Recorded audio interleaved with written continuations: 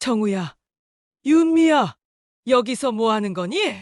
갑작스러운 금순의 등장에 정우와 윤미는 얼굴이 하얗게 질렸습니다. 엄마, 어떻게 여기에? 정우가 당황하며 일어났어요. 내가 물어보는 거야. 너희가 여기서 뭐 하는 거냐고? 아니, 엄마 그게 어차피 엄마 돌아가시면 저희가 물려받을 거잖아요. 홀로 30년 넘게 키운 정우의 냉정한 말에 금수는 온몸에 소름이 돋았습니다. 오늘 사연 시작하기 전에 무료 버튼인 구독과 좋아요 꼭 눌러주세요. 그러면 여러분들에게 복이 찾아올 거예요. 박금수는 이른 아침부터 부엌에서 바쁘게 움직이고 있었습니다. 오늘도 아들 정훈의 집에 가져다 줄 반찬을 준비하느라 정신이 없었죠. 무릎이 아프다고 투덜거리면서도 손놀림만큼은 여전히 능숙했습니다. 미역국에 들어갈 소고기를 썰고 시금치를 다듬고 콩나물을 씻으면서 금수는 자신도 모르게 미소를 지었습니다. 아이고, 이 무릎이 말을 안 듣네. 금수는 중얼거리면서도 손을 멈추지 않았습니다. 시골에서 장터 반찬 가게를 40년간 운영했던 그 손길은 아직도 살아 있었거든요. 새벽 5시부터 저녁 9시까지 비 오나 눈 오나 가게를 지키며 남편 없이 아들 하나 키워낸 세월이 엊그제 같은데 벌써 정우도 45이 되었습니다.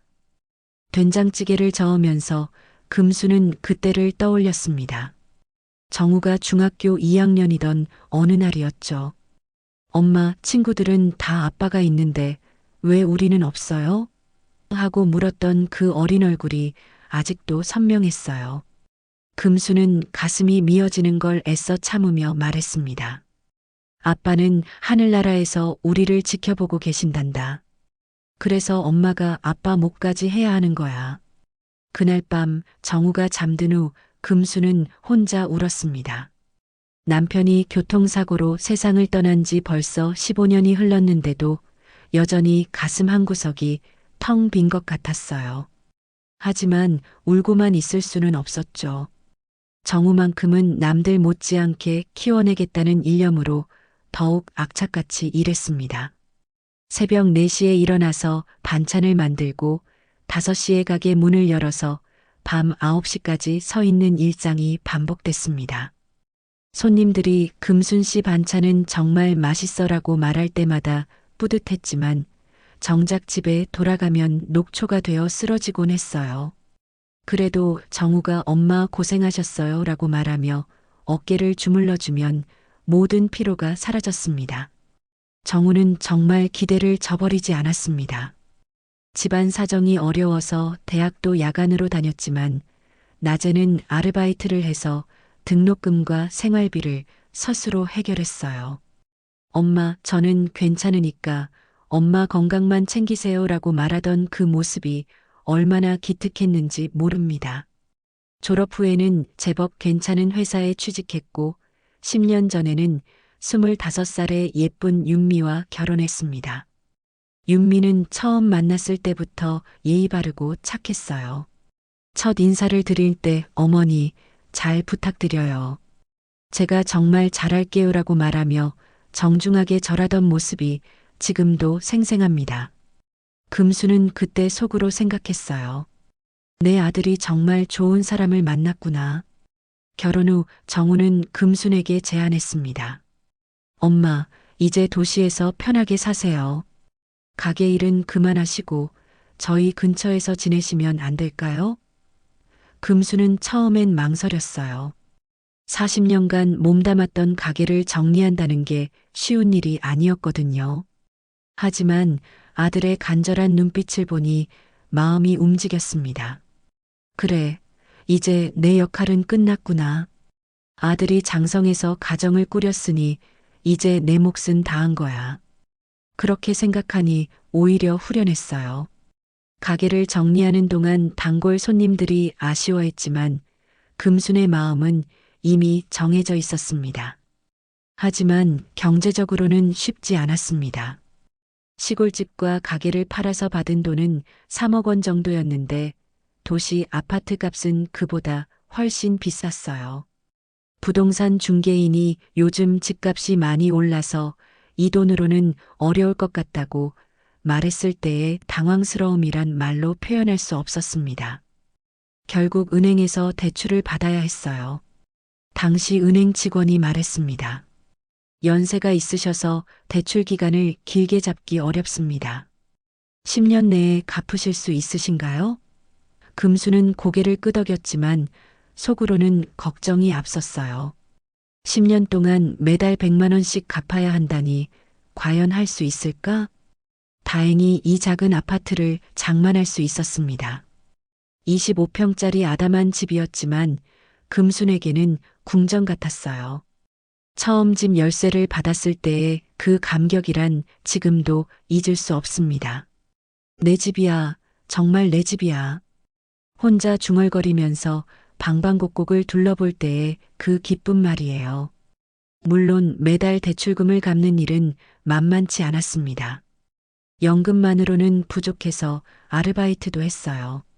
마트에서 시식 코너 일을 하기도 하고 아파트 단지 내 상가에서 청소 일을 하기도 했습니다.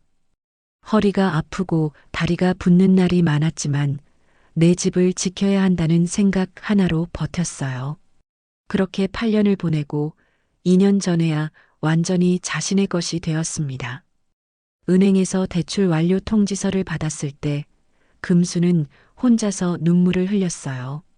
통장에서 대출 잔액이 0원이 된 걸 확인했을 때의 그 후련함이란 말로 표현할 수 없었습니다. 고생 끝에 낙이 온다더니 정말 그런가 보다. 그날 밤 금수는 오랜만에 편안한 잠을 잤어요. 이제 정말 자신만의 공간이 생겼습니다. 남편이 일찍 세상을 떠나고 혼자서 아들을 키우며 40년을 버텨낸 결과가 바로 이 집이었거든요. 비록 크지는 않지만 이곳에서 금수는 진정한 안식을 느꼈습니다. 금수는 반찬통들을 정성스럽게 봉지에 담으면서 정우를 생각했습니다. 정말 착한 아들이었죠. 어려운 집안 사정을 누구보다 잘 알고 있어서 철없이 떼를 쓴 적도 없었고 대학 등록금도 스스로 벌어서 냈어요. 지금은 회사에서 인정받는 과장까지 승진했고 며느리 윤미도 정말 딸 같았습니다. 버스를 타고 정훈의 집으로 가는 길에 금수는 창밖 풍경을 바라봤습니다. 아파트들이 끝없이 늘어서 있는 모습이 처음엔 답답했는데 이제는 익숙해졌어요. 시골의 푸른 들판과 맑은 공기가 그리워지기도 했지만 아들 가까이 산다는 게 더 소중했습니다. 무엇보다 정우가 일주일에 한 번씩 찾아와서 엄마 건강하세요? 필요한 거 있으면 언제든 말씀하세요라고 안부를 묻는 모습을 보면 가슴이 따뜻해졌어요. 정훈의 아파트는 금순내보다 조금 더 큰 32평 전세였습니다. 현관문을 두드리자 윤미가 반갑게 맞아주었어요. 어머니, 또 이렇게 많이 가져오셨어요? 저희가 사 먹어도 되는데요. 윤미의 목소리에는 늘 고마움이 담겨 있었죠. 하지만 오늘은 뭔가 다른 게 느껴졌습니다. 얼굴이 조금 어두워 보였거든요. 평소보다 말수도 적었고 억지로 웃는 것 같았어요. 거실에 앉아서 차를 마시면서 금순이 물었습니다. 괜찮니, 윤미야? 무슨 걱정 있니? 윤미는 잠시 망설이더니 깊은 한숨을 쉬었어요. 어머니, 요즘 집값이 너무 올라서 걱정이에요. 우리 같은 세대는 정말 집 사기 힘든 것 같아요. 전세 계약도 내년에 만료되는데 집주인이 전세금을 2억이나 올려달라고 하네요. 윤미는 계속해서 말했습니다. 주변 친구들은 하나둘 내 집을 마련하고 있는데 저희만 계속 전세살이를 하고 있으니까 조급해지더라고요. 정우 오빠는 회사에서 열심히 일하고 있지만 집값 오르는 속도를 따라가기가 너무 어려워요. 이런 말을 요즘 자주 했습니다. 한 달에 한두 번은 이런 얘기가 나왔어요. 금수는 윤미의 마음이 충분히 이해됐습니다. 30 후반의 나이에 아직 전세살이를 하고 있으니 얼마나 불안할까요? 게다가 주변에서는 집값이 계속 오르니까 빨리 사야 한다는 말들이 들려오니 더욱 조급했을 거예요. 걱정 마라, 윤미야. 나도 처음엔 월세 단칸방부터 시작했는데 차근차근 모으다 보니 집도 마련하게 되더라고. 조급해하지 말고 시간이 걸리더라도 포기하지 마. 너희는 아직 젊잖니. 기회는 분명히 올 거야. 금순이 윤미의 손을 잡으며 위로했습니다. 윤미는 고개를 끄덕였지만 여전히 표정이 밝지 않았어요. 정우가 퇴근해서 돌아왔을 때도 비슷한 이야기가 나왔습니다. 엄마, 요즘 집값이 정말 미친 것 같아요. 저희 월급으로는 도저히 따라갈 수가 없어서 답답해요. 정우의 목소리에도 피로감이 묻어났습니다. 회사 일도 힘든데 집 걱정까지 하려니 얼마나 스트레스가 클까요? 그날 저녁 금수는 자신의 작은 아파트에서 혼자 저녁을 먹으면서 깊은 생각에 잠겼습니다. 정우 부부가 집 걱정을 하는 모습을 보니 마음이 무거웠어요. 자신도 어렵게 마련한 이 집이지만 언젠가는 아들에게 물려줘야 할 텐데 말입니다. 금수는 서랍을 열어 예전에 정성스럽게 써서 넣어둔 유언장을 꺼내보았습니다. 전 재산을 아들 정우에게 물려준다는 내용이 또박또박 적혀 있었어요.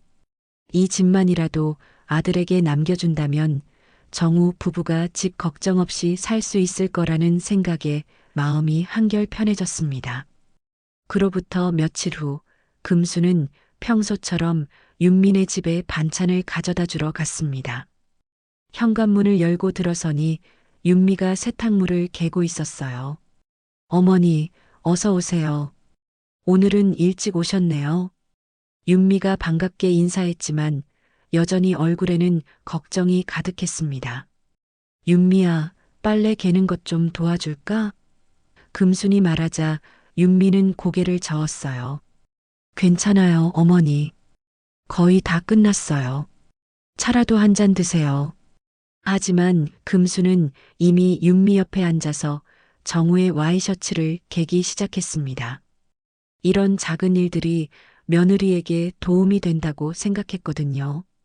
옷을 개면서 윤미와 이런저런 이야기를 나누다가 금수는 개어진 옷들을 안방 옷장에 넣어주겠다고 했습니다. 어머니, 제가 할게요. 윤미가 말렸지만 금수는 이미 옷들을 들고 안방으로 향했어요. 괜찮다, 괜찮아. 이런 건 내가 해야지.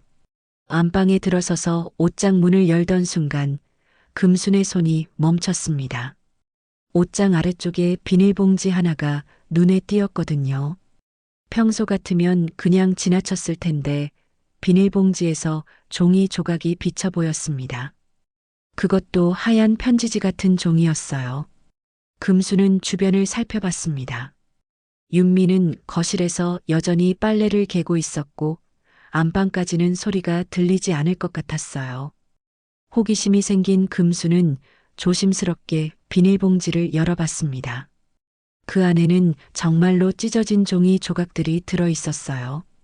종이 조각을 자세히 들여다보던 금수는 깜짝 놀랐습니다. 분명히 자신의 글씨체였거든요.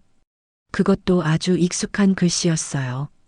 전 재산을 아들 정우에게라는 글자가 또렷하게 보였습니다.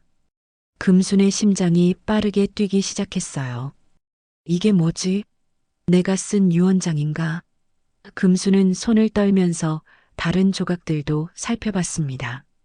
물려준다는 글자도 보였고 자신의 이름인 박금순이라는 글자도 희미하게 남아 있었어요. 이건 분명히 자신이 예전에 써둔 유언장이었습니다. 하지만 왜 이런 조각들이 윤민의 집 옷장에 있는 걸까요? 금수는 머리가 복잡해졌어요. 유언장은 분명히 자기 집 서랍에 넣어뒀는데 어떻게 여기에 찢어진 채로 있는 거죠?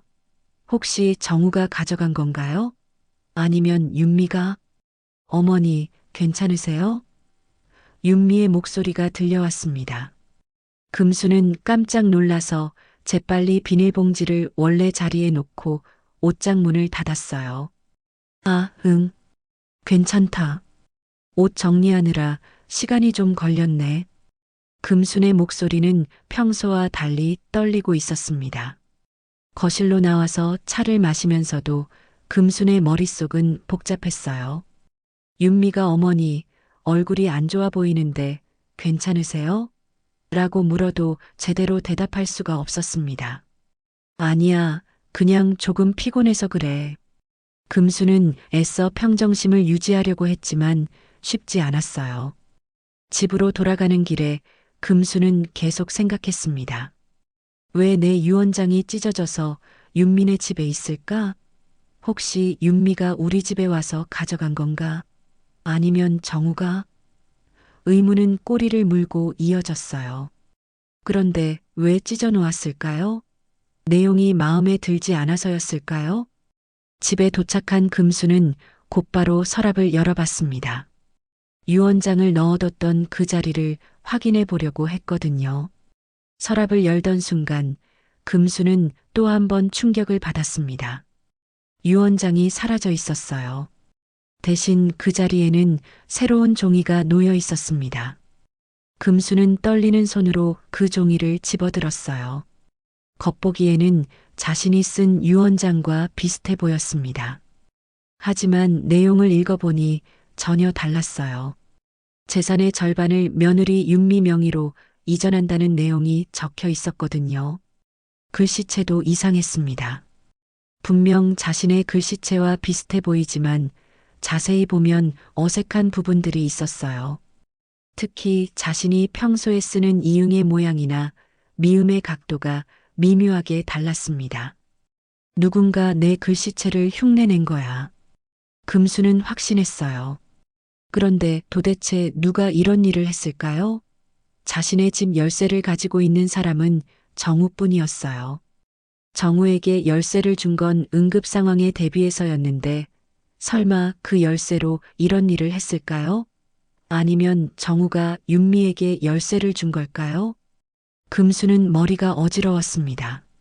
30년 넘게 키운 아들이 그리고 딸 같다고 생각했던 며느리가 이런 일을 했다는 게 믿어지지 않았어요. 하지만 증거는 명확했습니다. 찢어진 원본은 윤민의 집에 있었고 위조된 유언장은 자신의 서랍에 들어 있었거든요. 아직 확실하지 않아. 성급하게 판단하면 안 돼. 금수는 자신을 달랬습니다. 혹시 다른 이유가 있을지도 모르잖아요. 하지만 아무리 생각해도 다른 해석이 나오지 않았어요. 누군가 의도적으로 유언장을 바꾼 게 분명했습니다. 그날 밤 금수는 잠을 이룰 수 없었어요. 천장을 바라보면서 계속 생각했습니다. 정우가 정말 이런 일을 했을까? 윤미는 어떻고? 둘이 짜고 한 건가? 믿고 싶지 않았지만 상황은 너무나 명확했어요. 다음 날 아침 금수는 일부러 평소보다 일찍 일어났습니다. 정우가 출근하기 전에 전화를 걸어봤어요. 정우야, 엄마야. 잘 지내지? 엄마 무슨 일이세요? 이렇게 일찍 전화하시다니. 정우의 목소리는 평소와 다름없었습니다. 그냥 목소리 듣고 싶어서 그랬어. 요즘 일은 어때? 금수는 애써 자연스럽게 말했어요. 괜찮아요, 엄마. 그런데 왜 갑자기 그러세요? 무슨 일 있으세요? 정우가 걱정스럽게 물었습니다.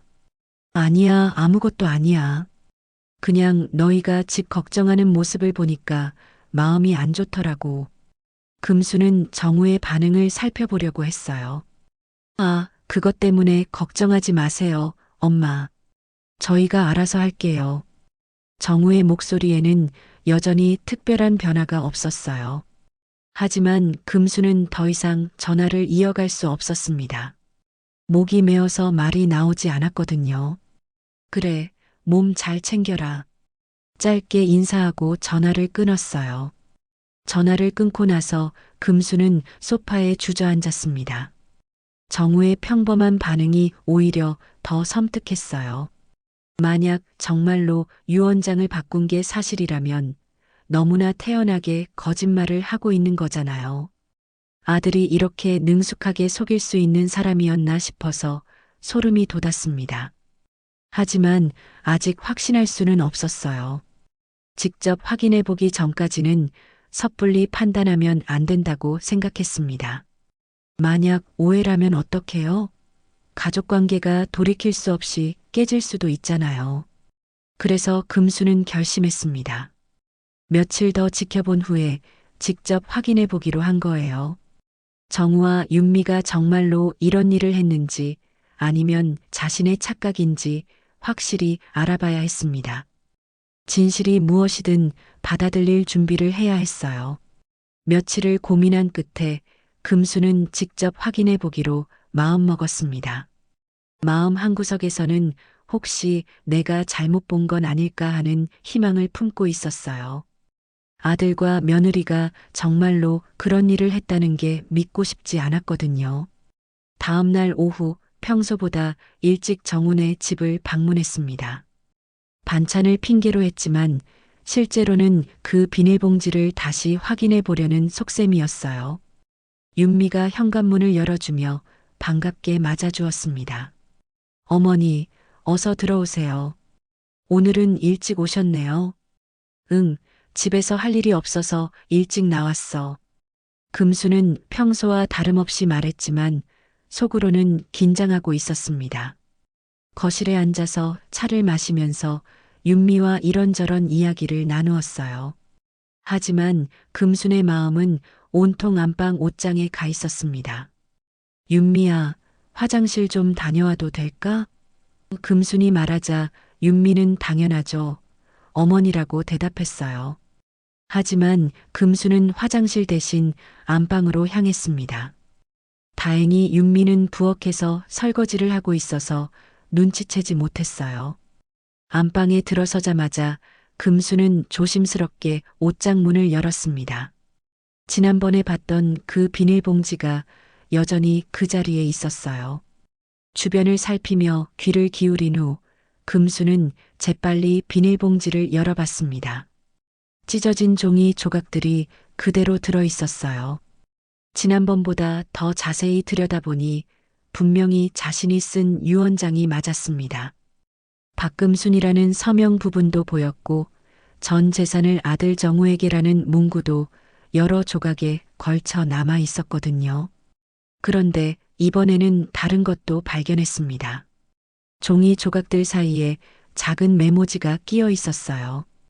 호기심에 그 메모지를 꺼내보니 정우의 필체로 쓰인 글씨가 보였습니다. 위조 완료. 원본은 파기했음. 마이너스 정우. 금수는 그 순간 온몸에 소름이 돋았습니다. 이건 정우가 직접 쓴 메모였어요. 아들이 정말로 자신의 유언장을 위조했다는 확실한 증거였습니다. 그것도 이렇게 냉정하게 마치 업무일지를 쓰듯이 말이에요. 손이 떨려서 메모지를 제대로 잡을 수가 없었습니다. 내 아들이 정말로 이런 일을 했구나. 이제는 의심의 여지가 없었어요. 정우가 자신의 집에 들어와서 유언장을 훔쳐가고 위조본을 만들어서 원래 자리에 놓았던 거였습니다. 어머니, 괜찮으세요? 윤미의 목소리가 문 밖에서 들려왔습니다. 금수는 깜짝 놀라서 재빨리 메모지와 종이 조각들을 비닐봉지에 넣고 옷장 문을 닫았어요. 응, 괜찮아. 금방 나갈게. 거실로 나와서 윤미와 마주 앉았지만 금순의 마음은 엉망이었습니다. 윤미가 어머니, 얼굴이 많이 안 좋아 보이는데 병원에 가보시는 게 어떨까요? 라고 걱정해도 제대로 대답할 수가 없었어요. 아니야, 그냥 조금 피곤해서 그래. 집에 가서 쉬면 괜찮을 거야. 금수는 어서 빨리 그 자리를 떠나고 싶었습니다. 윤미와 함께 있으니 숨이 막힐 것 같았거든요. 윤미도 이 일에 연루되어 있는 건 아닐까 하는 의심이 들었어요. 집으로 돌아가는 길에 금수는 버스 안에서 눈물을 참느라 애를 먹었습니다. 30년 넘게 키운 아들이 자신을 이렇게 속이고 있다는 게 믿어지지 않았어요. 그것도 돈 때문에 말이에요. 자신이 죽으면 어차피 물려받을 재산인데 왜 이런 짓을 하는 걸까요? 집에 도착해서 다시 한번 서랍을 열어봤습니다. 위조된 유언장이 그대로 놓여 있었어요. 재산의 절반을 며느리 윤미 명의로 이전한다는 내용을 다시 읽어보니 화가 치밀어 올랐습니다. 금수는 위조된 유언장을 자세히 살펴봤어요. 글씨체는 정교하게 따라했지만 역시 미묘한 차이가 있었습니다. 특히 금자를 쓸 때 자신만의 특별한 획순이 있는데 위조본에는 그게 없었어요. 그리고 종이도 달랐습니다. 원본은 좀 더 두꺼운 편지지였는데 위조본은 일반 복사용지였거든요. 정우가 언제부터 이런 계획을 세웠을까? 금수는 생각에 잠겼습니다. 최근에 윤미가 집 걱정을 자주 한 것도 우연이 아닐지 모른다는 생각이 들었어요. 혹시 부부가 미리 짜고 한 일일까요? 그날 저녁 정우에게서 전화가 왔습니다. 엄마, 오늘 집에 다녀가셨다고 윤미가 그러는데 괜찮으세요? 얼굴이 안 좋아 보였다고 하던데요. 정우의 목소리는 여전히 걱정스러운 아들의 목소리였어요. 아니야, 괜찮아. 그냥 조금 피곤했을 뿐이야. 금수는 최대한 평정심을 유지하려고 했습니다. 하지만 정우의 목소리를 들으니 화가 치밀어 올랐어요. 어떻게 이렇게 태연하게 거짓말을 할 수 있는 걸까요? 엄마, 혹시 건강에 문제 있으시면 병원에 가보세요. 제가 모시고 갈게요.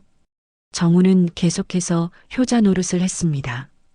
금수는 그 모습이 너무나 위선적으로 느껴졌어요.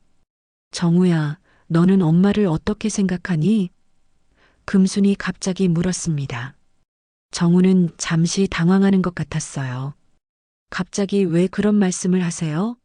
당연히 세상에서 가장 소중한 사람이죠. 그래, 정말 그렇게 생각해? 금순의 목소리에는 서늘함이 담겨 있었습니다. 정우는 무언가 이상함을 느꼈는지 말을 더듬었어요. 엄마, 무슨 일 있으세요? 왜 갑자기 이런 말씀을 하시는 거예요? 아니야, 그냥 문득 궁금해서 그랬어. 이제 나이도 들었으니까 이런 생각을 하게 되더라고. 금수는 더 이상 대화를 이어갈 수 없었습니다. 화가 나서 목소리가 떨리고 있었거든요. 전화를 끊고 나서 금수는 소파에 주저앉았습니다. 이제 어떻게 해야 할까요? 직접 따져 물어야 할까요? 아니면 더 확실한 증거를 찾아야 할까요? 그때 갑자기 휴대폰이 울렸습니다. 모르는 번호였어요. 여보세요? 박금수 님이시죠? 신한은행 김 과장입니다. 은행에서 온 전화였어요. 무슨 일이세요? 중요한 일이 있어서 연락드렸습니다. 오늘 오후에 아드님과 며느님이 오셔서 주택담보대출 상담을 받으셨는데요. 금수는 깜짝 놀랐습니다. 주택담보대출이요? 네, 어머님 명의 아파트를 담보로 3억 원 대출 신청을 하셨어요. 위임장과 유언장 사본도 가져오셨고요. 은행 직원의 말에 금수는 머리가 어지러웠습니다. 저는 그런 위임장을 준 적이 없는데요. 그렇다면 문제가 있는 것 같습니다. 내일 오전에 본점으로 오실 수 있으세요? 확인해 봐야 할 것 같습니다. 금수는 전화를 끊고 나서 온몸이 떨렸습니다. 정우와 윤미가 위조된 유언장으로 대출까지 받으려고 했던 거였어요. 이제는 의심의 여지가 전혀 없었습니다. 아들이 정말로 자신을 속이고 있었던 거죠. 그날 밤 금수는 한잠도 자지 못했습니다. 은행에서 온 전화가 계속 머릿속에 맴돌았어요. 정우와 윤미가 자신 몰래 대출을 받으려 했다는 사실이 믿어지지 않았습니다. 새벽까지 뒤척이다가 겨우 잠이 들었지만 악몽에 시달렸어요. 다음 날 아침 일찍 금수는 은행으로 향했습니다. 김 과장이라는 직원이 친절하게 맞아주었어요. 어머님, 어서 오세요. 어제 전화드린 건에 대해 자세히 말씀드리겠습니다. 김 과장은 서류 한 뭉치를 꺼내 보여주었습니다. 이게 어제 아드님 부부가 가져온 서류들입니다. 금수는 그 서류들을 하나씩 살펴봤어요. 위임장에는 분명히 자신의 서명이 있었고 도장도 찍혀 있었습니다. 이 서명 정말 어머님이 하신 게 맞나요? 김 과장이 물었습니다. 금수는 고개를 저었어요. 아니에요. 저는 이런 서류에 서명한 적이 없어요. 하지만 서명은 자신의 것과 너무나 흡사했습니다. 유언장 사본도 있습니다. 김 과장이 다른 서류를 보여주었어요. 그것은 정우가 위조해서 자신의 서랍에 넣어둔 바로 그 유언장이었습니다. 재산의 절반을 며느리 윤미 명의로 이전한다는 내용이 그대로 적혀 있었어요. 금수는 분노가 치밀어 올랐습니다. 이것도 가짜예요. 저는 이런 유언장을 쓴 적이 없습니다. 김 과장은 놀란 표정을 지었어요. 그렇다면 이건 문서 위조에 해당하는 심각한 문제입니다. 다행히 아직 대출이 실행되지는 않았습니다. 저희가 확인차 어머님께 연락드린 거거든요. 김 과장의 말에 금수는 안도했어요. 만약 은행에서 확인하지 않았다면 큰일 날 뻔했습니다. 그런데 어머님, 아드님과 며느님이 이런 일을 하실 이유가 있나요? 김 과장이 조심스럽게 물었습니다. 금수는 잠시 망설였지만 솔직하게 말하기로 했어요. 요즘 집값 때문에 고민이 많았어요. 전세 계약도 만료되고 해서 스트레스를 받고 있었거든요. 금수는 지난 며칠 동안의 일들을 차근차근 설명했습니다. 김 과장은 고개를 끄덕이며 들었어요. 요즘 젊은 분들이 집 문제로 많이 힘들어 하시긴 해요. 하지만 그래도 이런 방법은 안 되죠. 그는 서류들을 정리하며 말했습니다. 어머님, 이 서류들은 저희가 보관하겠습니다. 필요하시면 언제든 말씀하세요. 김 과장이 친절하게 말했지만 금순의 마음은 무거웠어요. 이제 정우와 직접 대면해야 했거든요. 은행을 나온 금수는 잠시 벤치에 앉아 생각했습니다. 어떻게 해야 할까? 바로 따져 물어야 할까? 하지만 성급하게 행동하기보다는 더 많은 것을 알아봐야 한다고 생각했어요. 집으로 돌아가던 중에 동네 노인정을 지나게 되었습니다. 평소 자주 가던 곳은 아니었지만 오늘은 왠지 들러보고 싶었어요. 혹시 정우에 대한 이야기를 들을 수 있을지도 모른다는 생각이 들었거든요. 노인정에는 동네 어르신들이 모여 있었습니다. 평소 인사만 나누던 분들이었지만 오늘은 좀 더 가까이 다가가 보기로 했어요. 안녕하세요, 어르신들. 금순이 인사하자 반갑게 맞아주었습니다. 아, 금순 씨. 어서 와요. 오늘은 웬일로 여기까지 오셨어요? 박할머니가 물었습니다.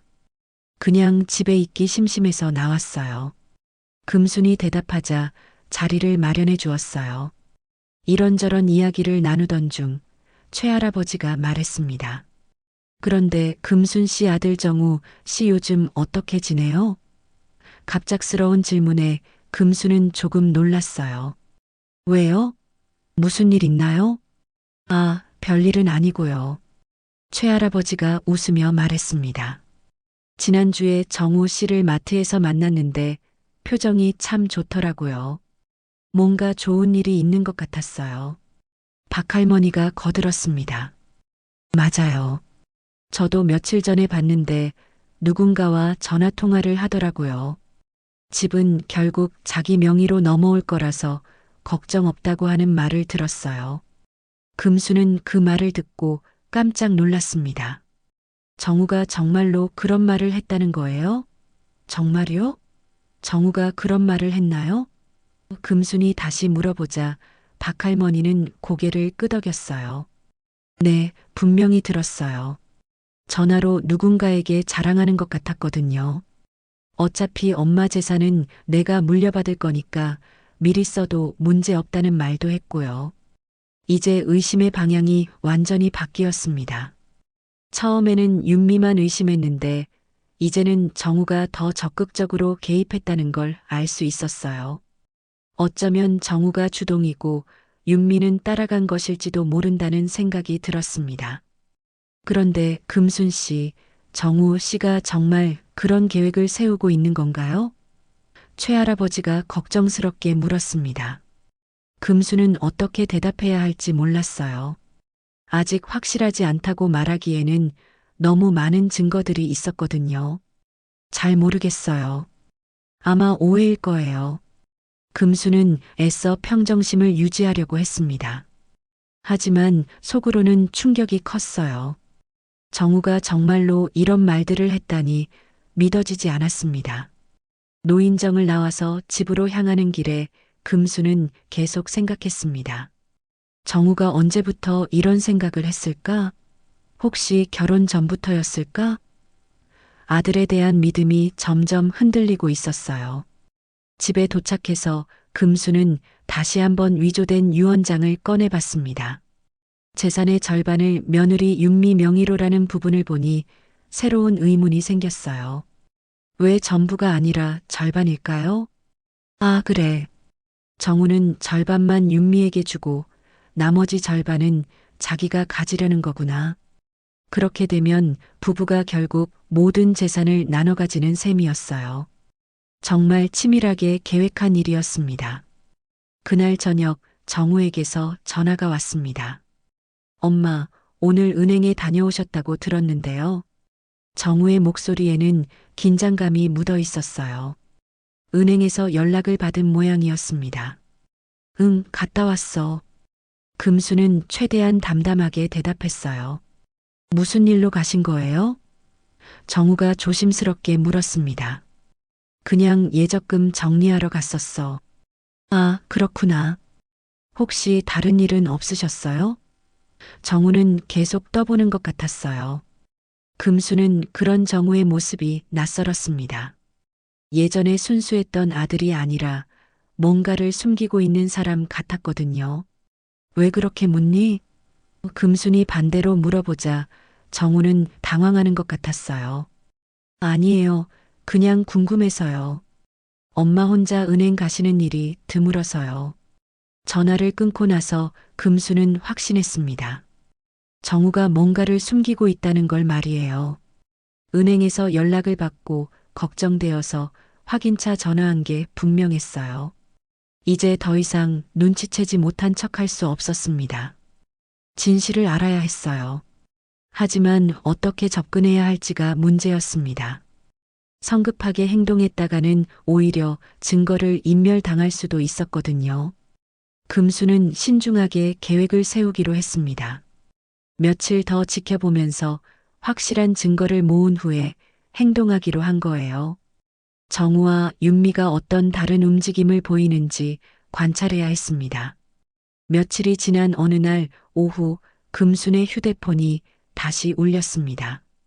이번에도 은행에서 온 전화였어요. 박금순 고객님이시죠? 급하게 연락드릴 일이 있습니다. 김 과장의 목소리는 지난번보다 더 긴급해 보였습니다. 무슨 일인가요? 금순이 물어보자 김 과장이 당황한 듯 말했습니다. 아드님 부부가 또 오셨어요.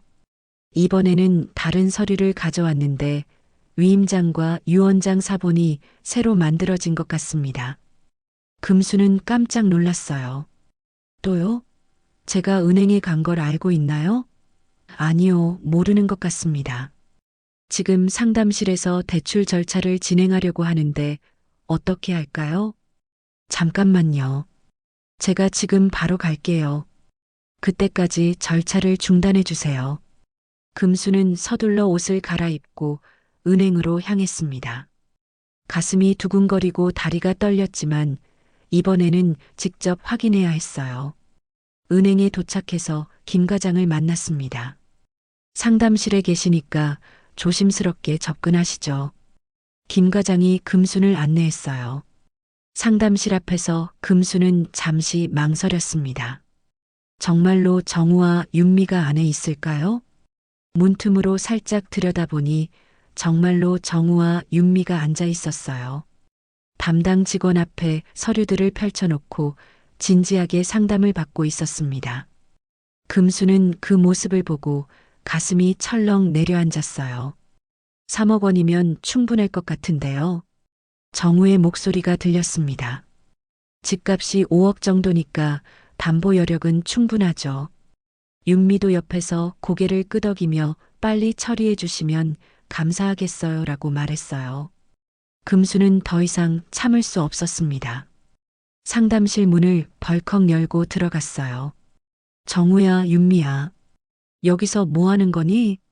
갑작스러운 금순의 등장에 정우와 윤미는 얼굴이 하얗게 질렸습니다.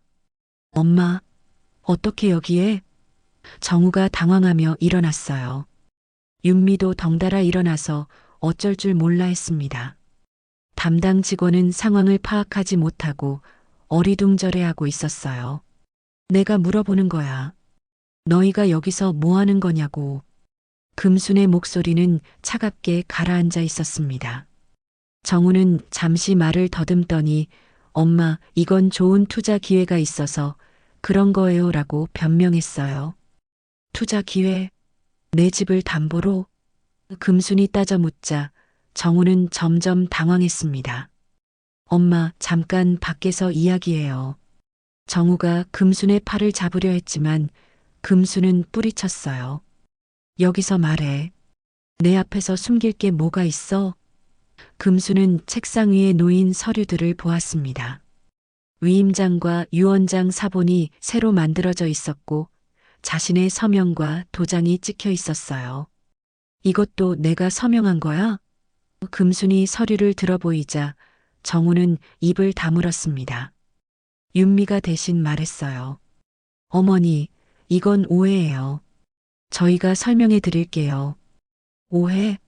뭐가 오해야? 금순의 목소리가 점점 높아졌습니다.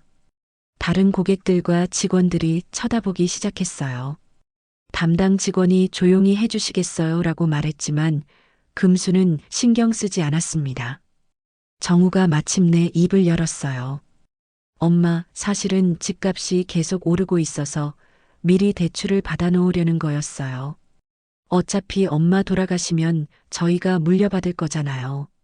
그 말을 듣는 순간 금수는 온몸에 소름이 돋았습니다. 어차피 내가 죽으면? 정우의 표현이 너무나 냉정했어요. 마치 자신의 죽음을 기다리고 있는 것처럼 들렸거든요. 엄마, 그런 뜻이 아니에요. 정우가 당황해서 변명했지만 이미 늦었어요. 진심이 드러나 버린 거였습니다. 윤미도 얼굴이 빨갛게 달아올라서 어쩔 줄 몰라 했어요. 그럼 이 서류는 누가 만든 거야? 금순이 위임장을 들어보이자 정우와 윤미는 서로 눈빛을 주고받았습니다. 그건 정우가 말을 더듬었어요. 내가 직접 서명한 적도 없고 도장을 찍은 적도 없어. 이건 위조야. 금순의 단호한 말에 상담실 분위기가 싸늘해졌습니다. 담당 직원도 심각한 표정을 지었어요. 윤미가 갑자기 울음을 터뜨렸습니다. 어머니, 저희가 잘못했어요. 하지만 정말 어쩔 수 없었어요. 집값이 너무 올라서 이대로는 평생 전세살이만 해야 할 것 같았어요. 그래서 내 집을 담보로 대출을 받으려고 했다는 거야? 금수는 믿을 수 없다는 표정으로 윤미를 바라봤습니다. 너희가 어려운 건 나도 알아. 하지만 이런 식으로 하면 돼? 정우가 무릎을 꿇었습니다. 엄마, 죄송해요. 정말 죄송해요. 하지만 저희 입장도 이해해 주세요. 요즘 집값이 하루가 다르게 오르는데 저희 월급으로는 도저히 따라갈 수가 없어요. 그래서 내 동의도 없이 내 집을 담보로. 금순의 목소리는 분노로 떨리고 있었습니다. 너희는 내가 죽기만 기다리고 있는 거야? 담당 직원이 끼어들었습니다. 죄송하지만 문서 위조는 심각한 범죄 행위입니다. 저희는 이 대출건을 진행할 수 없겠습니다. 그리고 김 과장에게 전화를 걸어 상황을 알렸어요. 김 과장이 급히 달려왔습니다. 어떻게 된 일입니까? 담당 직원이 상황을 설명하자 김 과장도 심각한 표정을 지었어요. 이건 경찰에 신고해야 할 사안인 것 같은데요. 경찰 신고? 정우와 윤미는 더욱 당황했습니다. 제발 그러지 마세요. 저희가 잘못했어요. 윤미가 금순의 손을 잡으며 애원했지만 금순은 손을 뿌리쳤어요. 엄마, 제발 한 번만 봐주세요. 다시는 이런 일 안 할게요. 정우도 필사적으로 매달렸습니다. 하지만 금순의 마음은 이미 돌이킬 수 없을 정도로 상해 있었어요. 너희가 언제부터 이런 계획을 세웠어? 금순이 차갑게 물었습니다. 정우는 대답하지 못했어요. 윤미가 대신 말했습니다.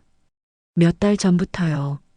집값이 너무 올라서 절망적이었어요. 내 유언장도 바꾼 게 너희지? 금순의 질문에 정우는 고개를 숙였습니다. 죄송해요, 엄마.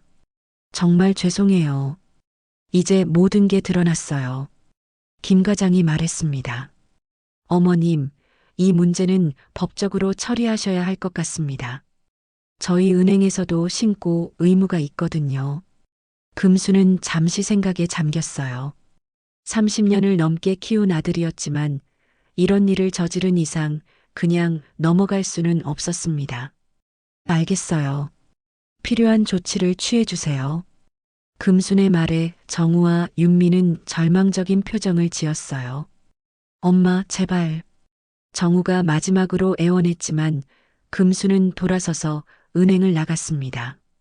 더 이상 아들의 얼굴을 보고 싶지 않았어요. 믿고 키운 아들이 이런 배신을 할 줄은 꿈에도 몰랐습니다. 집으로 돌아가는 길에 금수는 눈물을 참을 수 없었어요. 버스 안에서 조용히 흘리는 눈물이 뺨을 타고 흘러내렸습니다. 이제 정말 혼자가 된 기분이었어요. 은행에서의 충격적인 사건 이후 며칠이 지났지만 금수는 좀처럼 마음을 추스르지 못했습니다. 잠도 제대로 오지 않았고 음식도 목으로 넘어가지 않았어요. 30년 이상을 키운 아들이 자신을 이렇게 배신할 줄은 꿈에도 몰랐거든요. 정우에게서 하루에도 몇 번씩 전화가 왔지만 금수는 받지 않았습니다. 문자 메시지도 계속 왔어요. 엄마, 제발 전화 좀 받아주세요. 정말 죄송해요. 한 번만 기회를 주세요라는 내용들이었지만 금수는 읽고도 답하지 않았습니다. 절망감에 빠져있던 금수는 문득 예전 시골에서 반찬 가게를 할 때 자주 찾아오던 최 변호사가 생각났어요. 당시 젊은 변호사였던 그가 지금은 어떻게 지내고 있을까 궁금했습니다. 혹시 이런 문제를 상담할 수 있지 않을까 하는 생각이 들었어요. 인터넷 검색을 해보니 최 변호사가 도시에서 법무법인을 운영하고 있다는 걸 알 수 있었습니다. 금수는 용기를 내어 전화를 걸어봤어요. 혹시 최승우 변호사님 계신가요? 박금순이라고 하는데요. 아, 박금순 사모님. 정말 오랜만이에요. 어떻게 지내셨어요? 최 변호사는 금순을 기억하고 있었습니다. 시골에서 반찬 가게 하실 때 자주 뵀는데 지금은 어디 계세요? 금수는 간단히 근황을 말하고 상담을 요청했어요. 사실 급한 일이 있어서 연락드렸습니다. 상담 좀 받을 수 있을까요? 최 변호사는 흔쾌히 약속을 잡아주었습니다. 다음 날 오후 금수는 최 변호사 사무실을 찾아갔습니다. 젊었던 그가 이제는 중년이 되어 있었지만 여전히 온화한 미소를 지으며 맞아주었어요. 사모님, 정말 오랜만이에요. 그런데 무슨 일이세요? 표정이 좋지 않아 보이는데요. 금수는 처음부터 차근차근 설명했습니다. 유언장이 사라진 것부터 시작해서 위조된 유언장을 발견한 것, 그리고 은행에서 벌어진 일까지 모든 것을 털어놓았어요. 최 변호사는 심각한 표정으로 들었습니다. 이건 매우 심각한 문제입니다, 사모님. 최 변호사가 말했어요. 문서 위조, 사기, 그리고 부동산 관련 범죄까지 여러 가지 법적 문제가 얽혀 있어요. 무엇보다 가족 간에 이런 일이 벌어진 게 안타깝습니다. 변호사님, 제가 어떻게 해야 할까요? 금순이 물어보자 최 변호사는 신중하게 대답했어요. 우선 원본 유언장에 찢어진 조각들이 있다고 하셨죠? 그게 가장 중요한 증거입니다. 네, 윤민의 집 옷장에 숨겨져 있어요. 금순이 말하자 최 변호사가 고개를 끄덕였습니다. 그걸 확보해야 해요. 필적 감정을 받으면 원본과 위조본을 명확히 구분할 수 있거든요. 하지만 어떻게 가져와야 하죠? 이제 윤미가 저를 경계할 텐데요. 금순이 걱정하자 최 변호사가 말했습니다. 합법적인 방법을 찾아야 해요. 무단으로 가져오면 오히려 불리해질 수 있거든요. 그때 최 변호사가 좋은 아이디어를 제안했어요. 사모님이 직접 가셔서 정당하게 요구해 보세요. 그들이 거부하면 그것 자체가 증거가 될 수 있어요. 그리고 저희가 동행할 수도 있고요. 정말 그래도 될까요? 금순이 망설이자 최 변호사가 자신 있게 말했습니다. 물론입니다. 사모님의 재산과 관련된 중요한 증거거든요. 당연히 요구할 권리가 있어요. 금수는 용기를 내기로 했습니다. 그럼 언제 가면 좋을까요? 내일 오후가 어떠세요? 제가 동행하겠습니다. 최 변호사의 제안에 금수는 고개를 끄덕였어요. 다음 날 오후 금수는 최 변호사와 함께 정훈의 집을 향했습니다.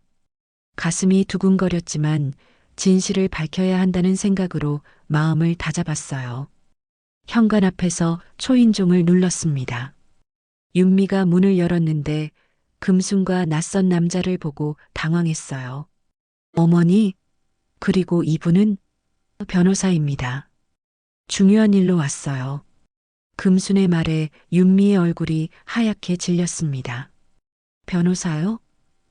윤미가 떨리는 목소리로 물었어요. 최 변호사가 명함을 건네며 자기소개를 했습니다. 안녕하세요. 최승호 변호사입니다. 박금순 사모님의 법적 대리인이에요. 거실에 앉자 윤미는 계속 불안해했습니다. 정우 오빠는 회사에 있어요. 무슨 일이세요? 금순이 직접적으로 말했어요. 내 유언장 원본 조각들을 가져가려고 왔어. 유언장 조각들이요? 윤미가 모르는 척했지만 표정에서 동요가 역력했어요. 무슨 말씀인지 모르겠는데요. 하지만 목소리는 떨리고 있었습니다. 최 변호사가 나섰어요. 윤미 씨, 이미 모든 상황을 파악했습니다. 위조된 문서로 대출을 받으려 한 것도 은행에서 확인됐고요. 이제 원본 증거를 회수하려는 거예요. 윤미는 더 이상 부인할 수 없었어요. 저희가 정말 잘못했어요. 하지만 어쩔 수 없었어요. 눈물을 흘리며 말했지만 금순의 마음은 이미 돌이킬 수 없이 상해 있었습니다. 옷장에서 꺼내와. 금순이 단호하게 말했어요. 윤미는 망설이다가 결국 안방으로 들어갔습니다. 잠시 후 비닐봉지를 들고 나왔어요. 이게 그거예요. 최 변호사가 비닐봉지를 받아 확인했습니다. 찢어진 종이 조각들과 함께 정우가 쓴 메모까지 그대로 들어 있었어요. 이걸로 충분합니다. 필적 감정을 받으면 모든 게 명확해질 거예요. 그런데 정우 오빠가 쓴 메모도 있어요. 윤미가 떨리는 목소리로 말했습니다. 위조 완료라고 적힌 거요. 그것도 증거가 되나요? 최 변호사는 고개를 끄덕였어요. 물론입니다. 오히려 더 결정적인 증거가 될 수 있어요. 최 변호사의 말에 윤미는 더욱 절망적인 표정을 지었습니다. 저희 정말 어떻게 되는 거예요? 그건 앞으로 법정에서 결정될 일입니다. 최 변호사가 냉정하게 말했어요. 다만 진심으로 반성한다면 선처를 구할 수는 있겠죠. 금수는 더 이상 그 집에 있고 싶지 않았어요. 가자. 최 변호사와 함께 집을 나서면서 금수는 뒤돌아보지 않았습니다. 40년간 믿었던 가족이었지만 이제는 낯선 사람들 같았거든요. 차 안에서 최 변호사가 말했습니다. 사모님 힘드시겠지만 이제 법적 절차를 밟아야 해요. 필적 감정을 받고 경찰 신고도 해야 하고요.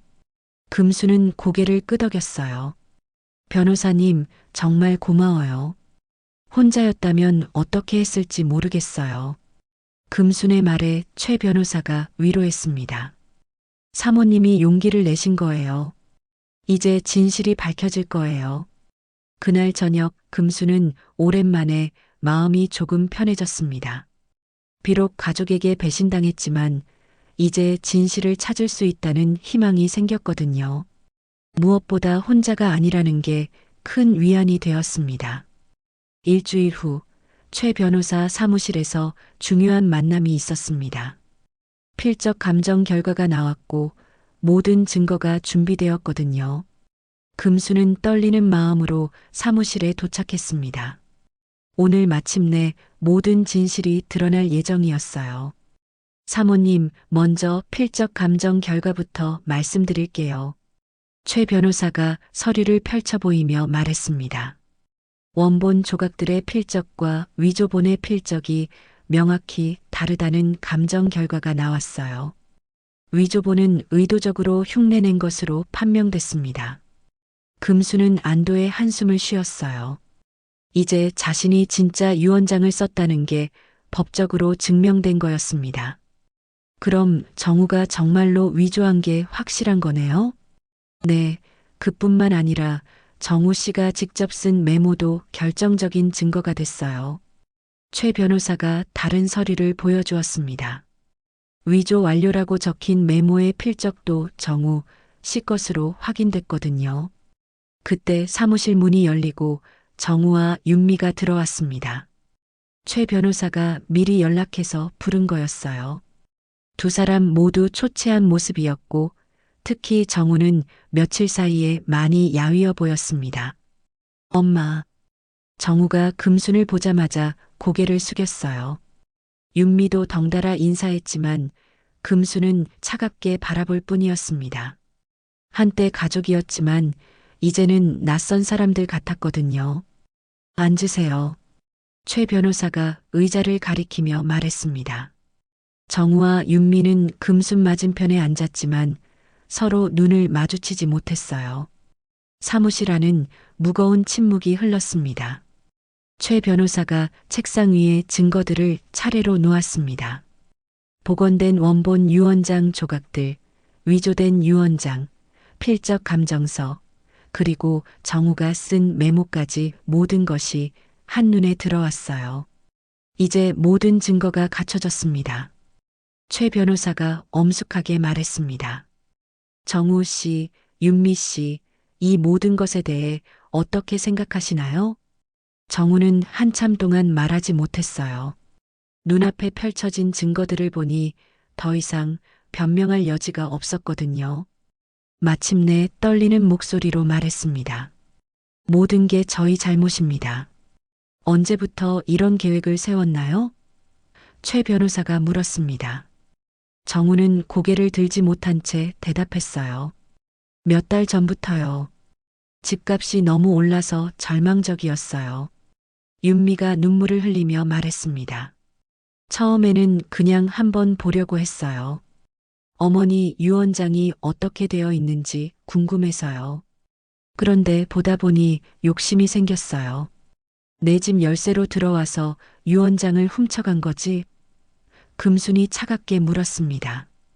정우는 고개를 끄덕였어요. 죄송합니다, 엄마. 정말 죄송합니다. 미안하다고 해서 될 일이야? 금순의 목소리는 분노로 떨리고 있었습니다. 30년을 키운 아들이 어떻게 이런 짓을 할 수 있어? 내가 죽기만 기다리고 있었던 거야? 정우가 무릎을 꿇었습니다. 엄마, 그런 게 아니에요. 저희도 어쩔 수 없었어요. 집값이 하루가 다르게 올라서 이대로는 평생 전세살이만 해야 할 것 같았어요. 그래서 내 동의도 없이 내 재산으로 대출을 받으려고 했다는 거야? 금순이 위조된 위임장을 들어보이며 말했습니다. 이것도 내가 서명한 거라고 우기려고? 윤미가 대답했어요. 어머니, 저희가 정말 잘못했어요. 하지만 다른 방법이 없었어요. 정우 오빠 월급으로는 도저히 집을 살 수 없었거든요. 다른 방법이 없었다고? 금순이 믿을 수 없다는 표정으로 말했습니다. 그럼 나한테 솔직하게 말하면 안 됐어? 집 사는 게 어렵다고, 도움이 필요하다고? 그 말에 정우와 윤미는 말문이 막혔어요.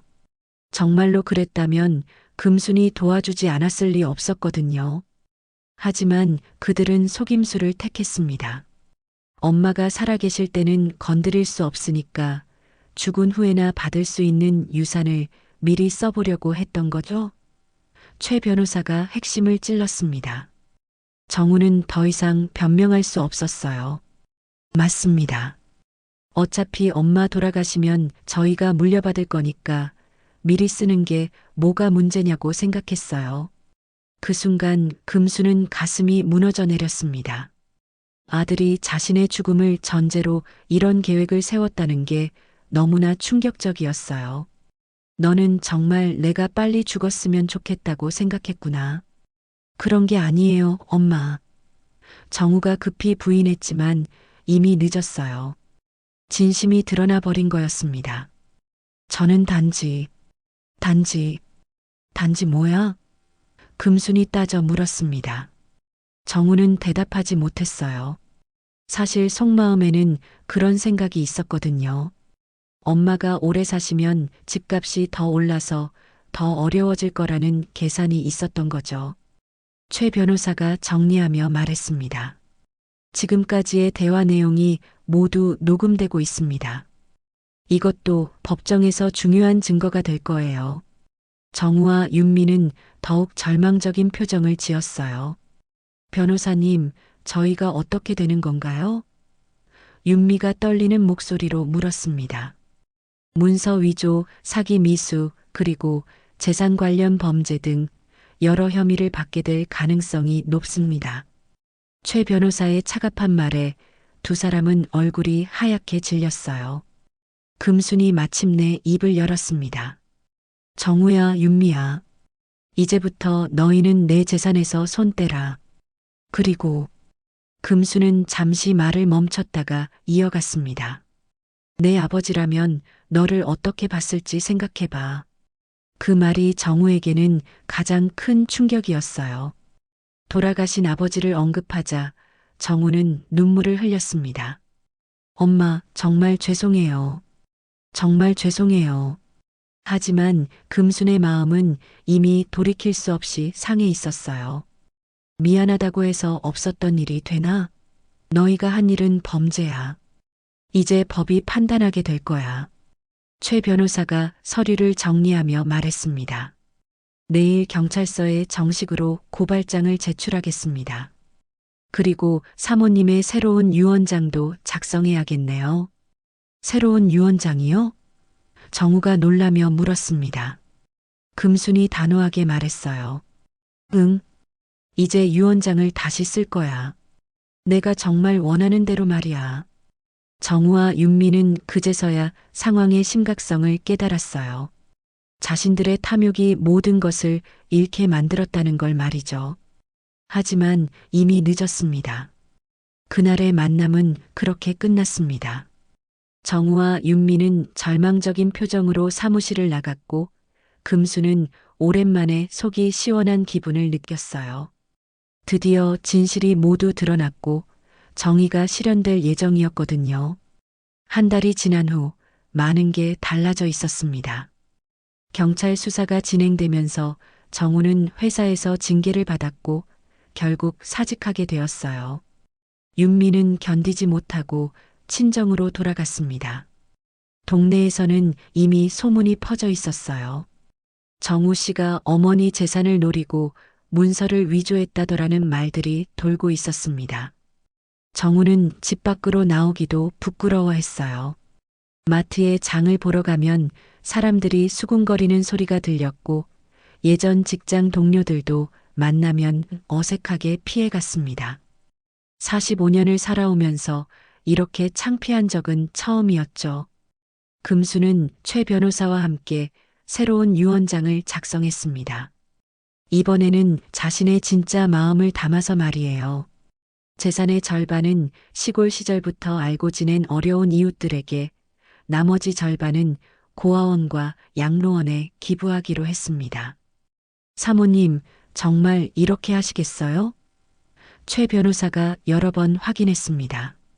아드님에게는 정말 아무것도 남기지 않으시겠다고요? 금수는 단호하게 고개를 끄덕였어요. 응. 정우에게는 이미 충분히 해줬어. 40년 동안 키워준 것만으로도 충분하지. 금순의 목소리는 담담했습니다. 진짜 유산은 돈이 아니라 내가 어떻게 살아왔는지 보여주는 거였는데 정우는 그걸 이해하지 못했어. 새로운 유언장에는 구체적인 내용들이 담겨 있었어요. 시골에서 함께 어려웠던 시절을 보낸 박할머니네 가족에게는 1억 원, 혼자 손자를 키우고 있는 최할아버지에게는 5천만 원, 그리고 장애를 가진 자녀를 돌보는 이웃 가족들에게는 각각 3천만 원씩 기부하기로 했습니다.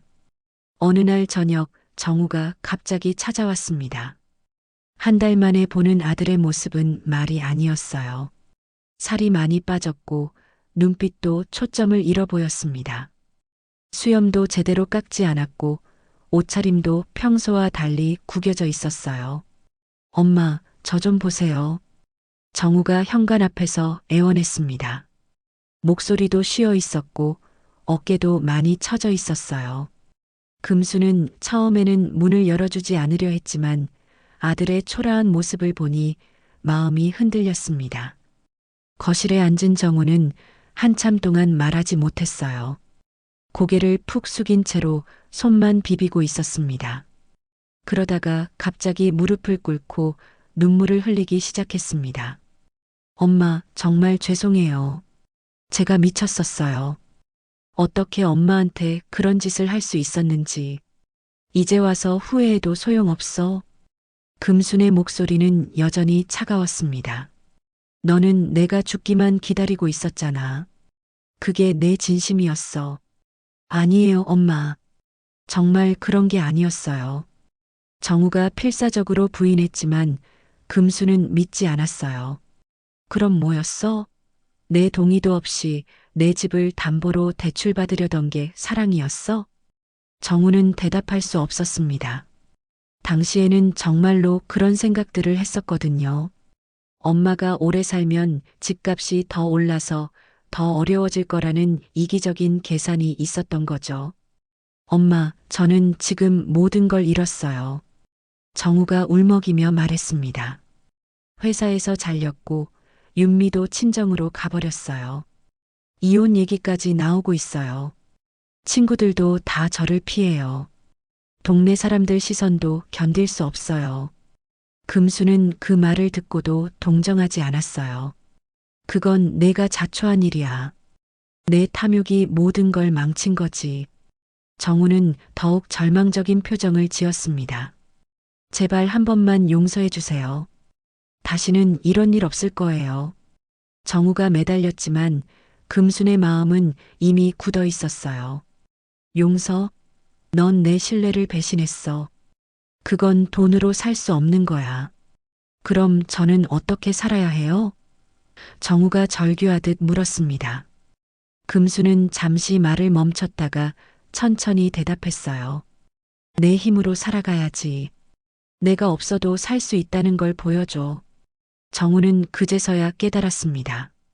엄마가 원했던 건 효도가 아니라 독립이었다는 걸 말이에요. 자신이 45세가 되어서도 계속 엄마에게 의존하려 했다는 걸 말입니다. 엄마, 정말 저에게는 아무것도 남겨주지 않으실 거예요? 정우가 마지막으로 물었습니다. 금수는 고개를 끄덕였어요. 응. 이미 새 유언장을 썼어. 그럼 이 집은 어떻게 되는 거예요? 사회에 기부할 거야. 정말 필요한 사람들이 쓸 수 있도록. 금순의 말에 정우는 충격을 받았어요. 정말로 한 푼도 물려받을 수 없다는 걸 깨달았거든요. 그때 금순이 부엌으로 가서 오래된 상자를 가져왔습니다. 그 안에는 정우가 어렸을 때부터 엄마에게 준 편지들과 그림들이 고스란히 보관되어 있었어요. 초등학교 때 어버이날에 그려준 카네이션 그림, 중학교 때 써준 감사 편지, 고등학교 졸업식 날 엄마 사랑해요라고 쓰여진 카드까지 모든 게 다 있었습니다. 이게 내가 너에게 남겨주고 싶었던 진짜 유산이야. 금순이 그 물건들을 보여주며 말했습니다. 돈이 아니라 사랑이었어. 하지만 넌 그걸 잊어버렸지. 정우는 그 편지들을 하나씩 보면서 어린 시절을 떠올렸습니다. 엄마가 새벽부터 밤까지 일하면서도 자신의 숙제를 도와주고 아플 때 병원에 업고 가고 학부모 참관 수업에 빠짐없이 참석해줬던 그 시절 말이에요. 그때는 정말 순수한 사랑이 있었는데 언제부터 돈만 생각하게 되었을까요? 엄마는 나를 위해 모든 걸 희생하셨는데 나는 엄마의 죽음만 기다리고 있었구나. 정우는 자신의 추악함을 깨달았어요. 엄마가 살아계실 때 함께 행복하게 지내는 게 중요한 건데 유산만 생각했던 거죠. 엄마, 저 정말 잘못했어요. 이제라도 다시 시작할 수 있을까요? 정우가 간절히 물었습니다. 금수는 한참을 바라보다가 말했어요. 그건 내가 증명해야 할 일이야. 말로는 쉽지. 정말로 변했다는 걸 보여줄 수 있다면 생각해 볼게. 정우는 그날 밤 늦게 집을 나섰습니다. 마지막에 엄마 건강하세요라고 정중히 인사하고 가는 뒷모습이 예전과는 달라 보였어요. 무언가 결심한 것 같았습니다. 2달 후 정우가 다시 찾아왔습니다. 이번에는 완전히 달랐어요. 얼굴에 생기가 돌았고 당당해 보였습니다. 옷도 깔끔했고 눈빛도 맑아져 있었어요. 엄마, 새벽 배달 일을 시작했어요. 매일 새벽 4시에 일어나서 밤 9시까지 일해요. 힘들지만 제 손으로 번 돈이라서 정말 뿌듯해요. 정우의 목소리에는 자신감이 묻어났습니다. 윤미와도 다시 이야기했어요. 처음부터 다시 시작하기로 했어요. 작은 원룸이라도 저희 힘으로 마련해 보려고요. 이번에는 정말 제대로 해보겠어요. 엄마, 이제야 깨달았어요.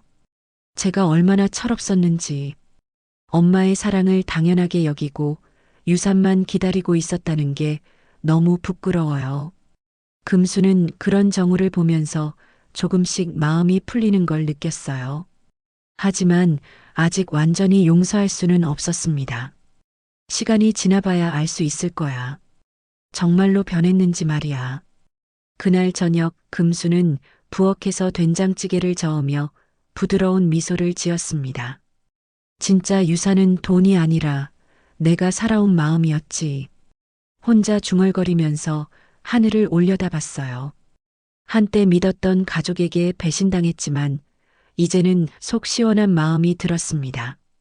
진실을 밝혀냈고 자신의 의지대로 재산을 처분할 수 있게 되었거든요. 무엇보다 정우가 조금씩이나마 변하고 있다는 게 다행이었어요. 하늘은 오랜만에 맑았습니다.